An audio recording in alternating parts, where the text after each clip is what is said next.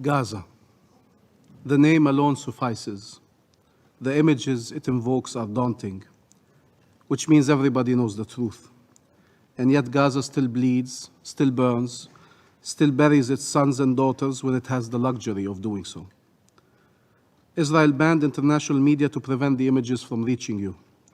But Palestinian journalists and simple citizens recorded the crimes. They sometimes were killed for what they documented, and sometimes documented their very own death.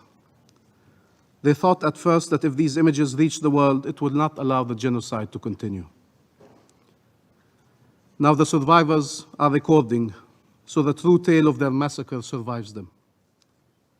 Protection of civilians. Which civilians? Does that concern Palestinian civilians? Israel deprived all of them, every single one of them, of protection. In its book, in its cynical narrative, it promotes the idea that they are all either terrorists or human shields.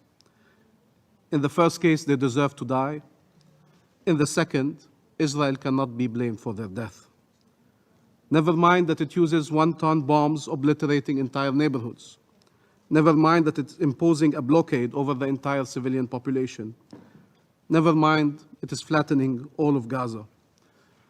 For 20 months now, daily atrocities have occurred under our watch and before our very eyes. No protection for Palestinian civilians. All protection for Israeli perpetrators.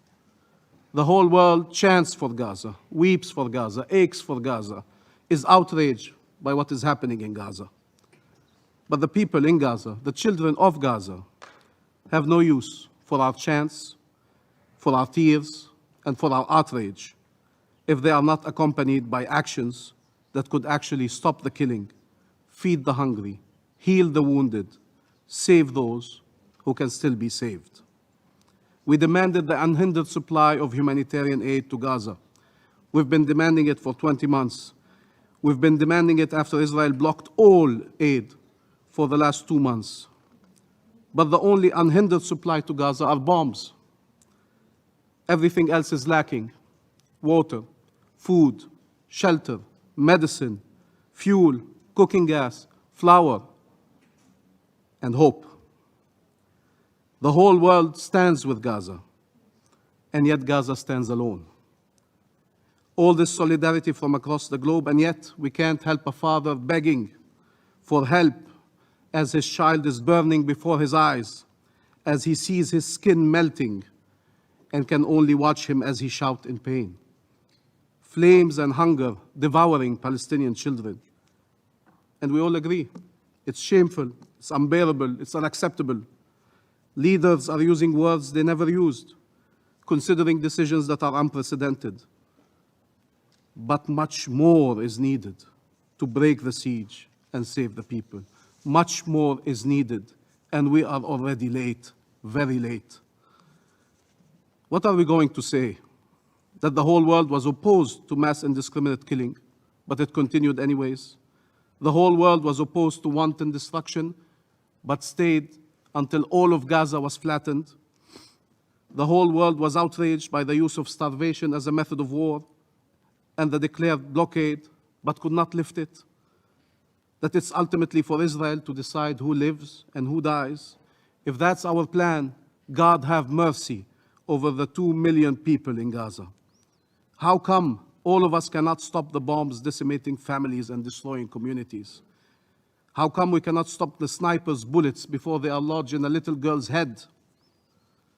That we cannot get a painkiller to a child being amputated, bring milk in to feed a starving child, or a loaf of bread to save a life?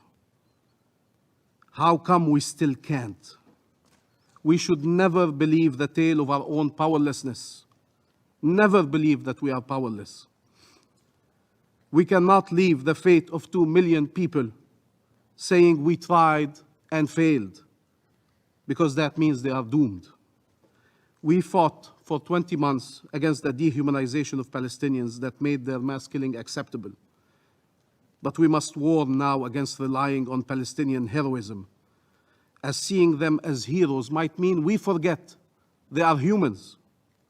They are bleeding, they are exhausted, they are shattered. They are victims. We failed the dead. Let us not fail the survivors.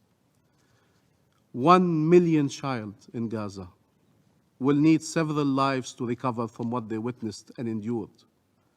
But they can still be alive tomorrow if we act today. Once the world has recognized the genocide, it cannot continue watching it unfold. We cannot wait, we cannot resign, we cannot surrender. We must dare and do what is necessary to end the genocide and break the siege. Maybe then we can save the survivors. Save Gaza, so we may all be saved by Gaza. Save Gaza, save the children of Gaza, so we may all be saved by Gaza.